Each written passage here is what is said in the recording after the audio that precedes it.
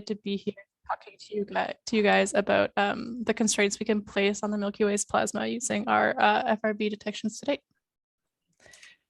So I'll start with the obligatory fast radio burst introduction, which is super cool. So the phenomena was first discovered in 2007 by Lorimer et al.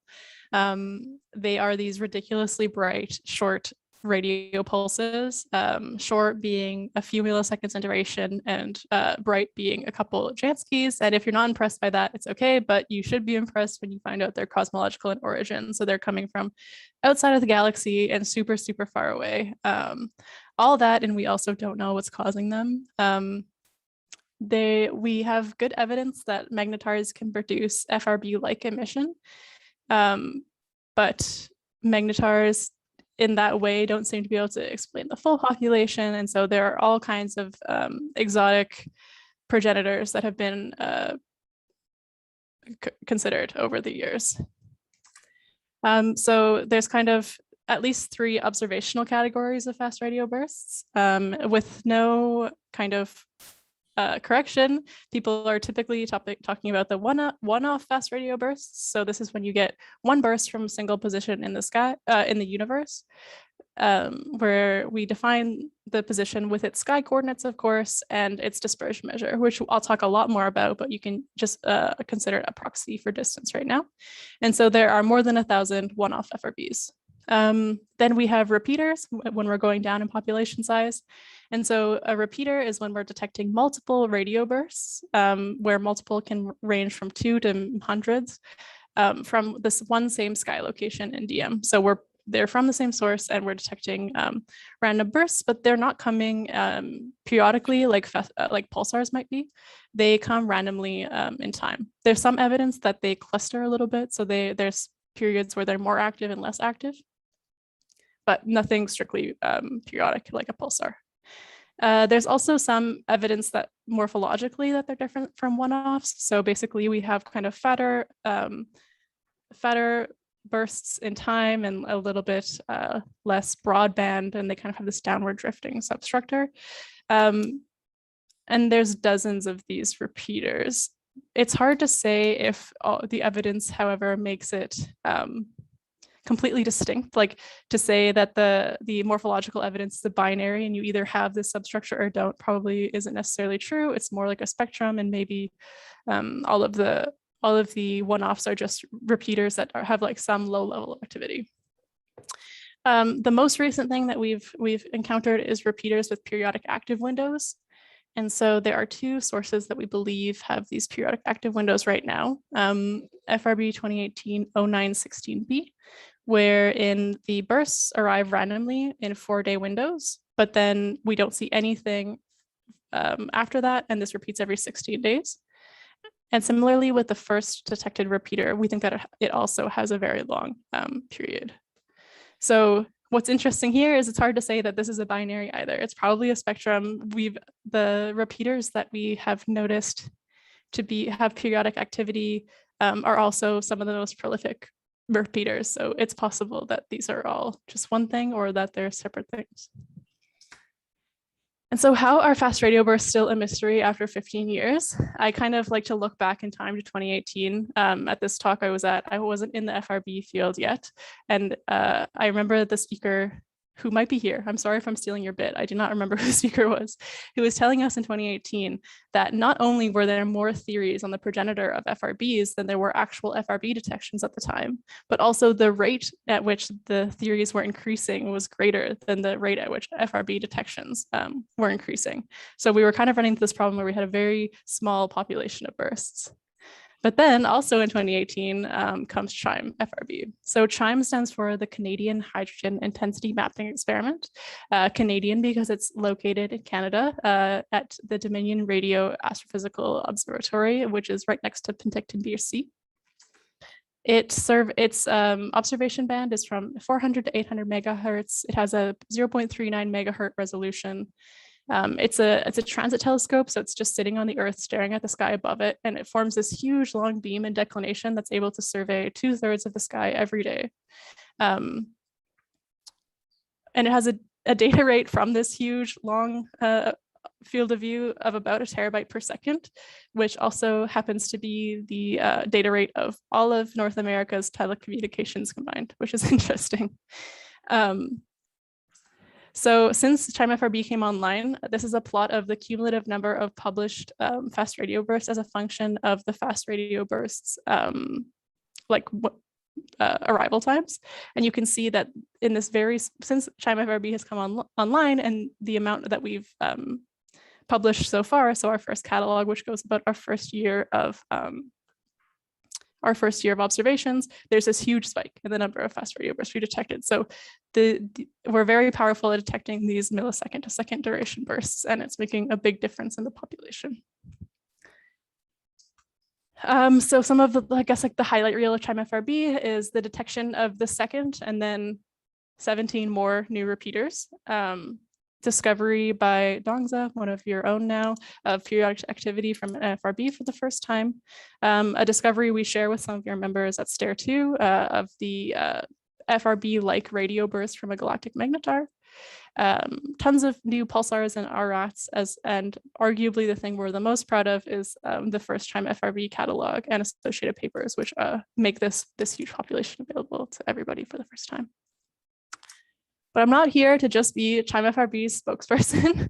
I'll also talk about my own science. So kind of switching gears a little bit, let's talk about dispersion measure. So as light waves travel through plasma, which is ionized, they make this electric field, of course, and it accelerates charged particles within the plasma. The result of this is that the plasma gets a relative permeability that's a function of the frequency of the wave that's traveling through it. And hence we experience this dispersive delay when we're looking at these fast radio bursts on Earth, where higher frequency waves are arriving earlier than lower frequency waves. And to about 1 in 1,000, this is due mainly to free electrons along the line of sight. So this is why it's a proxy for distance, because dispersion measure is basically this constant we define that's related to the free electron density and the path length of the line of sight that you're looking through. And so you can see this is the first FRB ever published by Lorimer et al. 2017. You can see this dispersive delay, and then it's been corrected for using this DM constant, and you can see that there's this, once you integrate it over all frequencies, there's this really strong signal. So dispersion is a scientific blessing, which is because it tells us lots about the intervening medium, and it tells us about the distance of a source, and it helps us associate sources with things, even though we don't have perfect resolution on the sky. And so in order to get this lovely constant that tells us so much, you only have to look at different frequencies and different times of two spots on your bursts. However, it's a computational curse because we don't know what the dispersion measure is a priori. So typically what you would do is you would just have some amount of data and you would try every so often in time a bunch of different dispersion measures and look for peaks in your signal to noise and check if there was a fast radio burst here. But then when you're considering our data rate of like a terabyte per second, this gets very crazy and very out of hand quickly. And so one of a really big thing in fast radio burst science has been these algorithms which are able to de-disperse in real time, including our algorithm, which is Bonsai, created by Kendrick Smith. And so let's talk a little bit more about what goes into these DM contributions. So since it's just a column density, it's easy you can just sum the contributions. So starting from the FRB source, let's think about all the plasma that the wave encounters. So it might have some local contribution as well as its own galactic disk and its own galactic halo. There's plasma from all of these components, and we're gonna just call all of that the host contribution to the DM. Once it leaves its host contribution, it's going to go into what I have boiled down to intergalactic medium, but could include intervening galaxy halos, definitely includes IgM, could include the local group contribution, which I'll talk a little bit about at the end. And then what I'm going to talk about today is the galactic contributions. So our own halo contribution and our own disk contribution. So the disk contribution is probably the contribution that we know the most about. we can learn a lot about this contribution just using galactic pulsars. So galactic pulsars are in the disk, and that's because they are born from really massive stars. So the stars don't have very long to get out of the disk before they die. And even if they did, pulsars are not very bright, so you can't see them to far distances. So most of the pulsars that we're going to detect are going to be in the disk, and hence their DMs are just going to tell us about the disk DM. And so if you have pulsars with DMs, and you can also get their distance from some independent method, mostly annual parallax methods, you can make different models of the contribution. So one popular one, and the one I'm using in my work, is just modeling the thick disk scale height and midplane density using pulsars. And so this is from Ocker et al. 2020, which is the most up-to-date model using the most independent distances of pulsars.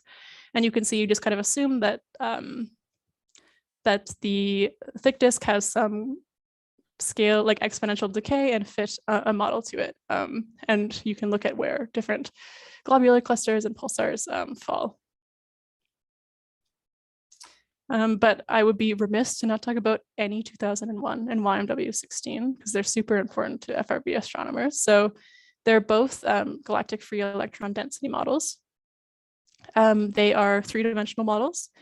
Essentially, they also take these pulsars with independent distance measurements, and they build up these models, including thin and thick disks, spiral arms, and any local structure that's relevant and fit these models. And this is using these two galactic free electron density maps and integrating them over the entire galaxy. We've been able to essentially determine that FRBs are extragalactic. Because there are some populations in which they are known to fail, like in particular, high latitude pulsars are not super well, their DMs are not super well predicted by these models, which is kind of my bread and butter. I love high latitudes. Let's talk about that later.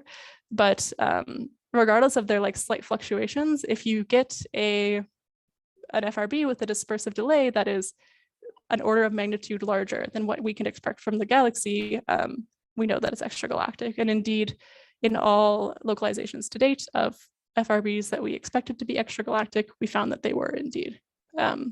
For a cool review of these two galactic electron density models, you should check out Denny Price's 2021 paper. He like reviews them and compares them.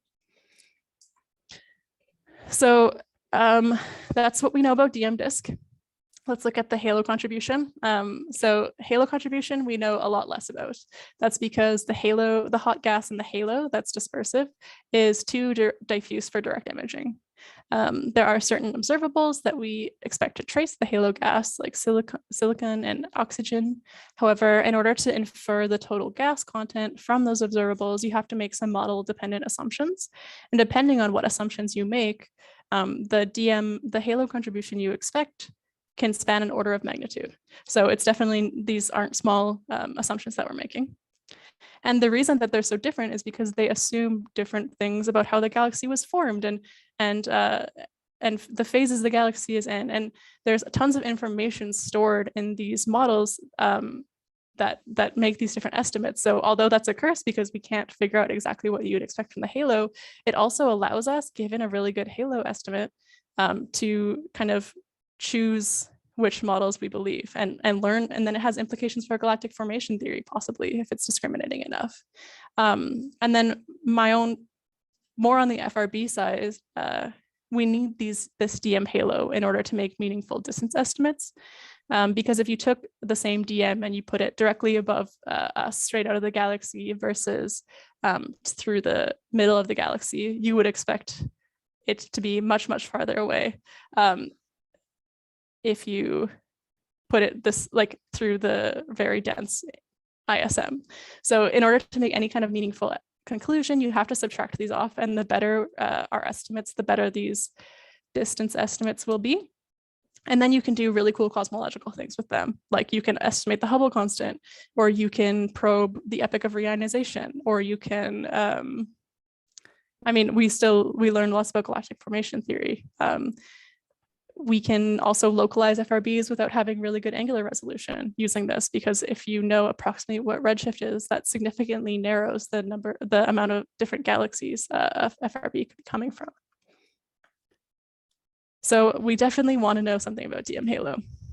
And kind of going back to the big picture, the premise of this project is simply that if we have pulsars that are located within the galactic disk, then all of their DMs should give us lower limits in that direction on the galactic disk contribution. And since all fast radio bursts are extragalactic, asterisks, since they have to travel through the galaxy to get to us, they must all be upper limits on the sum of these two. So if you subtract them, you get a model independent upper limit on DM halo. So take that picture and rotate it 90 degrees, and that's what we're going to look at here. So this is dispersion measure versus galactic latitude for all of our low DM FRBs to date. You'll notice that I'm only using galactic latitudes above sign B of 0.5, and that's because at lower latitudes, so that's about galactic latitude of 30 degrees. At lower latitudes, you're going to get a lot more galactic structure contamination, and so the DMs you are seeing might not be due to like the structures we're interested in, but rather just things along the line of sight. And you'll see there are kind of two populations. So on top, we have fast radio bursts in the triangles. They're differentiated whether or not we've seen them to repeat or not in color. And then on the bottom, we have pulsars. So these are, if they're just light gray, they are in ATNF, which is a popular pulsar catalog, but we don't think we've detected them with CHIME FRB yet. Whereas if they're a dark teal, we do think we've detected them in CHIME FRB. And so you can see that there's a noticeable gap between the fast radio bursts that we're detecting and the pulsars that we're detecting. And so I guess the idea is as we get more and more fast radio bursts that happen to have really small hosts contributions and are really nearby, we're going to probe more and more the true contribution from the halo. So in order to kind of subtract off the disk contribution, because that is still there at this point, I want to kind of build this plot up and show the disk models. So throughout most of this analysis, I'll be using RRAT 2020. That's shown here, where the span is just the model uncertainties. But I've also included YMW16 and N2001, where the span in these cases show just like integrating over all of the galactic longitudes. But then we remove all lines of sight with really low declinations because CHIME FRB can't see there, or if they have really high emission measures as measured by Planck, because that again, we don't want to be contaminated by low latitude structure. So those are lines of sight that we're not interested in. And now that we kind of have an idea for what to expect from the disk, let's start making halo models. So the first one, I guess the reason we want to do that is because obviously we have some lines of sight that are very good and we have very constraining FRBs, but if you make like very small assumptions, then you're able to say what kind of halo contribution you expect between these most constraining FRBs. And so this is just kind of our way of offering a few different options. So the first is a cubic boundary estimate.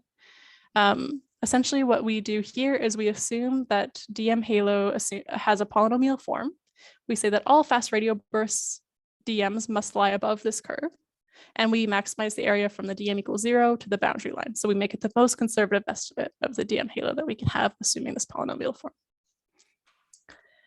To show you kind of how much it changes if you just allow it to have a little bit more model complexity, we also include the low S boundary estimate.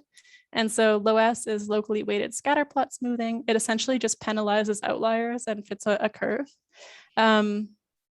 And here we have a fourth degree polynomial, and you can see that there's a lot more structure, arguably more structure than we actually believe is in the galactic halo, but potentially more conservative because you can see that the halo estimate is much larger in almost every line of sight. This is a model that assumes that the halo is spherical. So we basically just take our most constraining fast radio burst and then say that Ocker et al. Has decided what DM disk is using just a simple slab geometry, and then add that, that implied halo contribution on top of the slab geometry DM disk. And this is the line we get. And then finally, more for just comparison's sake, just a constant at our most constraining fast radio burst. And so all of these models combined give us two things. The first thing is completely model independently. We know that the Milky Way dispersion measure is contributing between 80 and it has to be contributing less than 80 to 151 DM units, depending on which line of sight and which model you're assuming, I guess. And then if you want to use RRAT to subtract off the DM disk contribution, you can get halo estimates between 45 and 119 DM units, or upper limits, I should say. And so I think that a lot of people see this plot, and the most tantalizing thing is the gap. And I agree, it's very cool that we see a gap. It's like proving that there is a halo there, but I should kind of address two things. So the first thing is, as you cut to smaller and smaller DMs, you expect to be probing smaller and smaller distances, and hence smaller and smaller volumes. So you could argue that the reason that we haven't seen any fast radio bursts is just because there isn't an appropriate source nearby enough, because of just its smaller volume. Similarly, CHIME FRB has a selection function that selects against low DM FRBs, because that low DMs is where RFI is going to be, as well as galactic pulses and other contaminants. So where the system is more likely to disregard a lower DM signal. So to kind of test if this could be just due to those two effects alone, I estimate the ratio of the number of sources within these two volumes. So where we see FRBs and where we don't, accounting for the selection function, and then just assuming like it's a standard candle, which turns out to be conservative, or FRBs are a standard candle, which turns out to be conservative, and that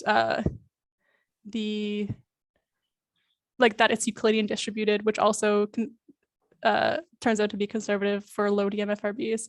And I find that it's inconsistent with being from volume and instrument bias alone. Using all of those things that I had chatted about, it's a 3 sigma result, but since they're so conservative, we expect a little bit more than that.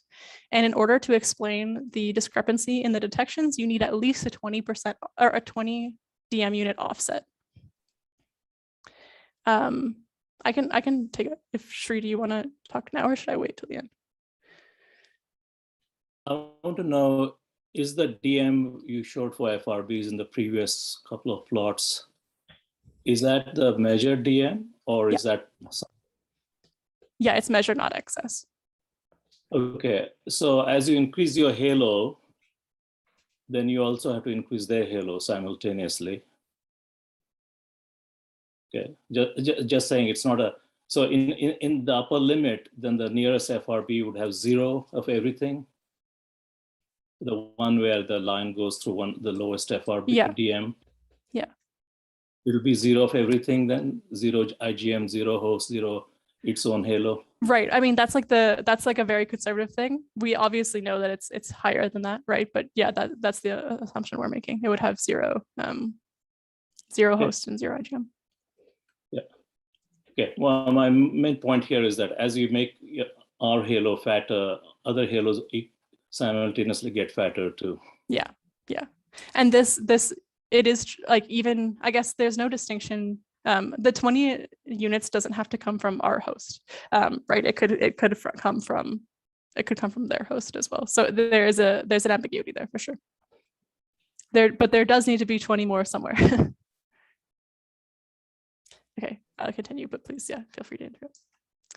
So don't get freaked out about how much text there is here. I'm not going to talk about each of these models. I just wanted to include them so that if people are looking later, they can pause and like read more about them. But basically, I just want to kind of compare our upper limits to various models for the halo and what you would expect for their DM contributions. And so I will say that Prochaska and Zhang 2019, as well as Keating and Penn 2020 are basically where I've gotten most of my information about these models, and are very good sources to like kind of have a review of them. As well as there's a couple real observations and simulations mixed in the mix. So what can we learn immediately? The NFW profile for the halo is inconsistent. This is not new news. We knew this, but it's a good sanity check, I suppose. In addition, most of these models spans go from higher mass to lower mass scenarios. So obviously, if you have a higher mass halo, you expect more halo contribution. And so since our very, very conservative upper limit is running through most of these models, you know that in order for them to be true, you would need to have a lower mass halo. I think that the Duleg et al. 2015 cosmological simulation is super relevant, and it looks good considering our observations. And Miller and Bregman in 2013 is a little bit low, but it's going to be possible if the Milky Way halo is super clumpy. And so we expect really different things along different lines of sight. Or since this is mostly, when we collapse it down like this, it's mostly based off of one measurement. If the M81 halo is significantly larger than the Milky Way halo, which there's no real reason, I guess if for some reason that were true, Miller and Bregman could come back and be valid. And then on the top panel, we have predicted DM halo as a function of sign B, because Yamasaki and Tatani from 2020, they have a halo model which is comprised of a disk component and a spherical component. So they make predictions as a function of latitude and longitude. And so you can compare our predictions as a function of latitude to theirs, and you see that it's very consistent. It looks like a little bit too high in some places, but since we're collapsing over all longitudes, it seems appropriate. So something I hadn't talked about at all is kind of the model uncertainties, and that's because it's a tricky question. So the first thing is, how valid is it that I've collapsed over latitude or longitude? So if you look at X-ray emission measure data, which Yamasaki and Tatani did, you can see that it implies only a 0.2 dex fluctuation of the Milky Way halo DM over the entire sky. So this is what 0.2 dex looks like when plotted over our cubic boundary estimate. Similarly, since it's a fit, it has some amount of uncertainty, and so you can do a bootstrap, removing one FRB at a time to get a 90% confidence interval for the fit. And then finally, what we were kind of talking about before is that very basic assumptions, especially in the M81 line of sight, can tell you, would significantly lower this. So if you assume that the DM host of this M81 burst is Milky Way-like, then you would expect them to have about similar contributions, accounting a little bit for like the position of either one in the galaxy, as well as the Makar relation tells us about what you might expect from the IGM. And so you can use some assumptions about those things to give an estimate of the isolated DM halo. And so that's very true in its line of sight. I think it's a harder argument to say that you should subtract it everywhere, which is why I haven't. But assuming that the other FRBs are not in a better scenario where you expect almost no host, just halo and IGM, it might be reasonable. Okay, so the conclusions of this paper that's coming out, and I'm going to try to talk about some other cool things that are like more, I guess, more preliminary, but for the paper that's we'll see soon, the conclusion is that we have these observation-based high latitude constraints on the total contribution from the Milky Way, which is equal to the sum of the halo and disk components, ranging from, they're definitely smaller than 80 to 151 DM units, depending on how conservative you want your model to be, how much structure you want your model to be, and which line of sight you're looking in, as well as using the Ocker et al. Estimation for DM disk halo contributions between 45 and no larger than 45 to 119. And so I just need to, this paper is close to finished. Hopefully you will see it on the archive soon. And in about 2 years, when we have a couple more fast radio bursts and the sky is more populated, I'm hoping to do a 2D map instead of just 1D. So instead of just looking at the behavior in galactic latitude. So yeah, I think we predicted in 2 years, or if we get a bunch more really great sightlines like M81, the M81 FRB. That's to come. Okay, so on to kind of the cool, like more preliminary stuff. First, a little, so I guess related to the point of why we need more fast radio bursts, this is the exposure of CHIME FRB in our first catalog as a function of declination on the top. And so you can see that at really high declinations near the North Celestial Pole, we have thousands of hours of exposure, whereas at lower declinations, we have a lot less. And that essentially makes it so that we have, at our very low declinations, which have more sky area, we have a lot less fast radio bursts to play with. But that also makes just like really easy statistical tests a little bit more difficult. So with that in mind, thinking about how the transit telescope exposure works, I just want to show two like small results about just comparing different populations. So a question one might ask is, if you think about the FRBs that are, I guess if you think about the halo contribution above and below the plane,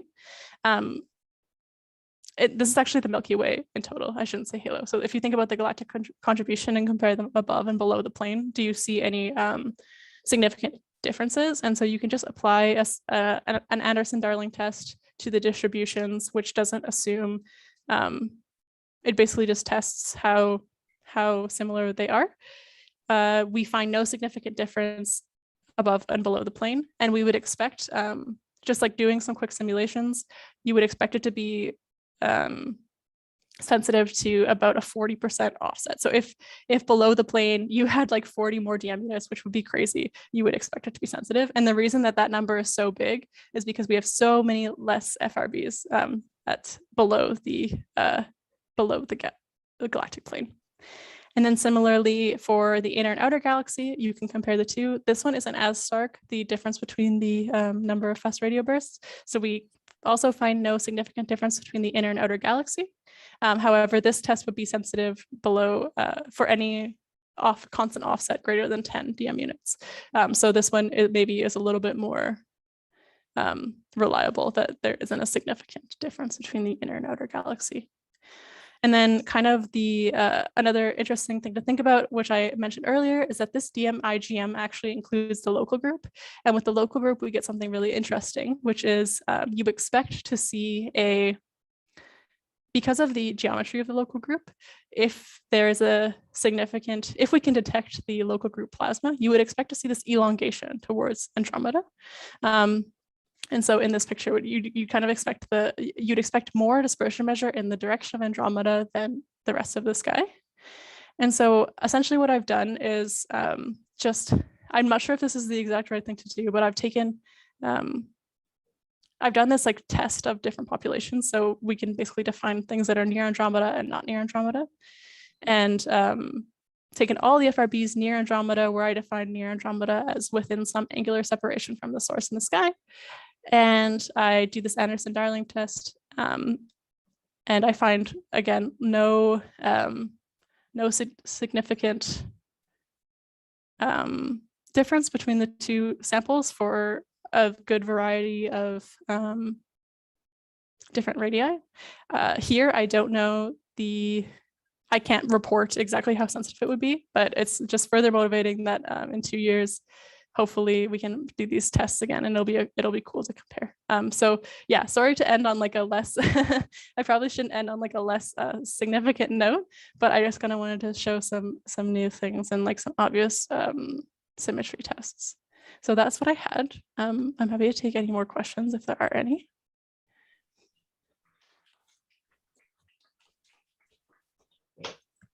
Real applause. Real applause. Okay, great. Thanks so much. Just raise your hand if you have a question.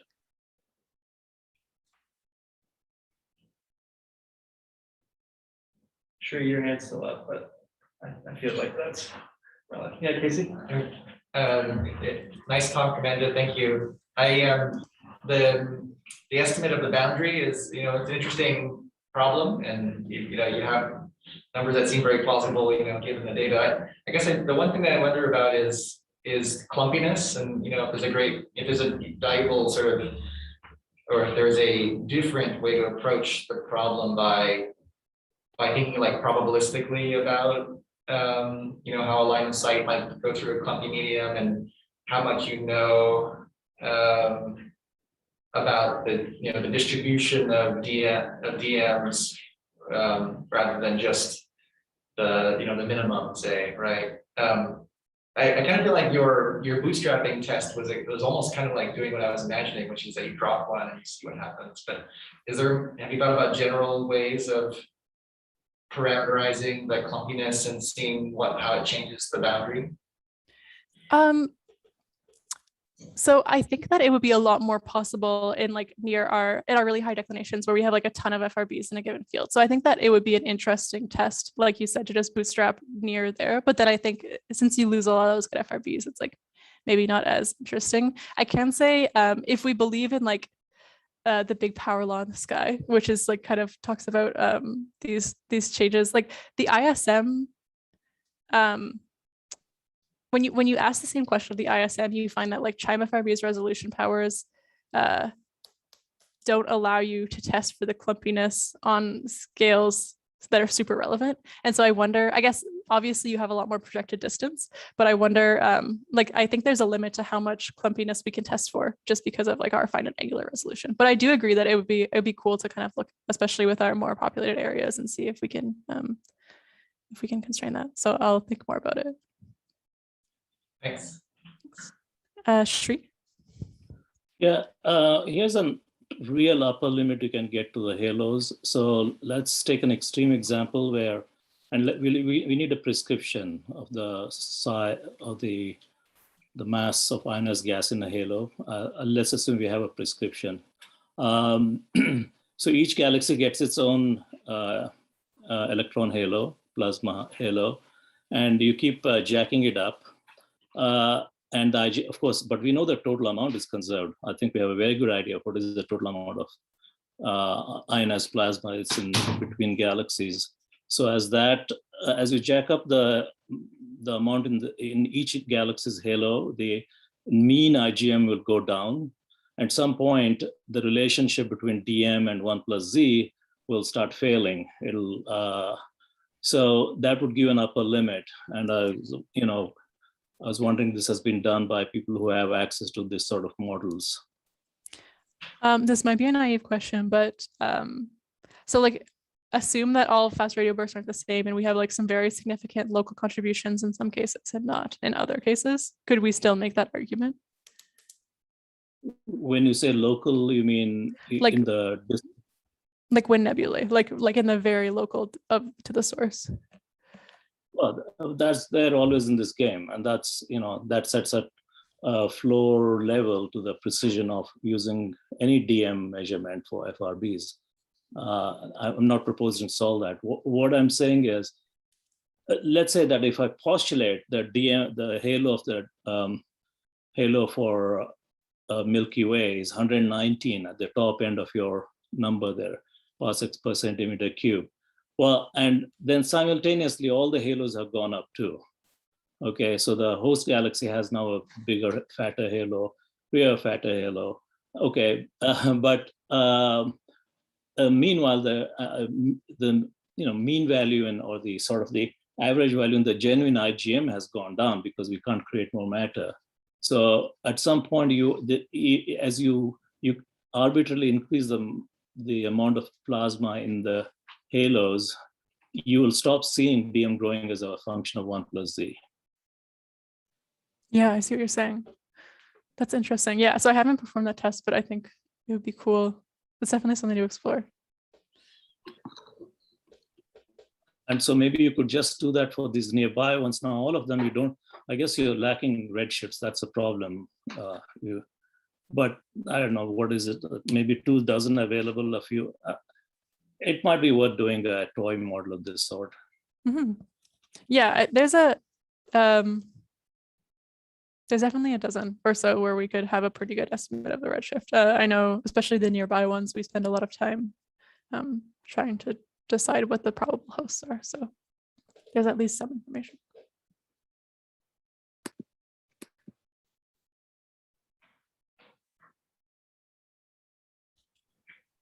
So I have a question about the gap between pulsar DMs and the lowest DM FRBs. So you reported that as a sort of like 3 sigma evidence for that gap after accounting for the DM selection effects and various other things. So how did you actually remove the DM selection curve at CHIME? Can you just talk a little bit more about how you arrived at that 3 sigma number? Yeah, so for our selection, let me go to the actual calculation, but for the selection of in DM, we basically just do injected events. So if we inject events to very low DM, and then we can see what our pipeline will spit out to us as ours, right? We can see what they've accepted. And so that's the way that we we determine, I corrected for the selection effect, basically just saying like, okay, what fraction of injected events made it through in volume 2 versus volume 1. And it's pretty similar. It's low and similar. And then, yeah, it's kind of mathy, but you expect, so if you assume a luminosity distribution of standard candles, that actually penalizes the rate at really low DMs because you expect to detect. Is that the way it goes? It's conservative because you would expect.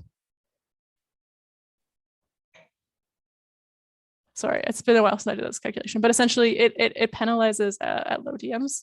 Similarly, I assume an alpha in the log n log s distribution of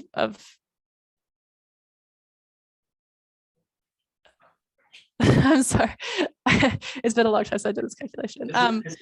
But yeah, basically it's just all these conservative efforts where like if you were only considering the low DM, which I don't want to do because it's not as well constrained, then you would get a higher estimate. And that's why I say greater than 3 sigma. But this is essentially, you would expect 6.4 events. And when you turn that into a rate, yeah, that's how we get it. Okay. And sorry to get distracted by this, but the source counts for low DM events, that's really flat. Is it really that different from Euclidean? Is that 0.95 value the thing you measure?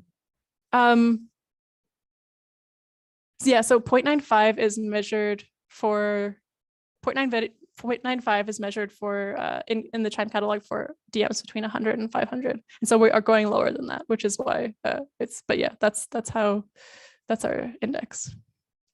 Okay.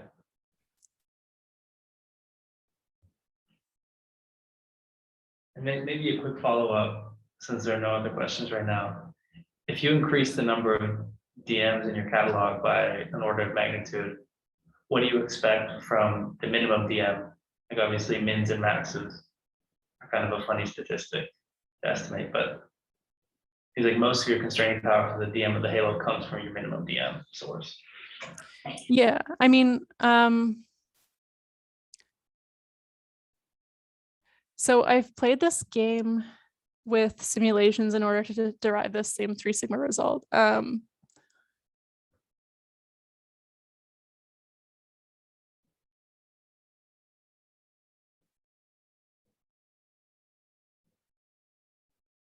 mean, if you assume that there's a halo gap, then you do assume, you just like start to approach it. I think if that's your question, and in like simulations where we just like use FRB poppy, that is, sorry, I might want to rephrase. No, I think I know what you mean. Okay. Rich, your point is it may change very little, right? Yeah. It may change, yeah, it depends on the actual contribution. This was in like the Ethicari Xavier paper from a couple years ago. Mm-hmm. But you know, if there were things like gaps or things, you would better define those. You would maybe reveal them. Yeah, that could be too. Yeah. Cool. Are there other questions?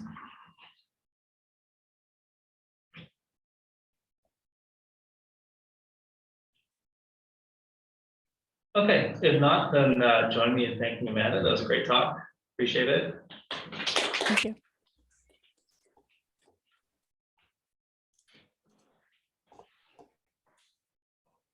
All right. Thanks, everybody. We'll see you next week.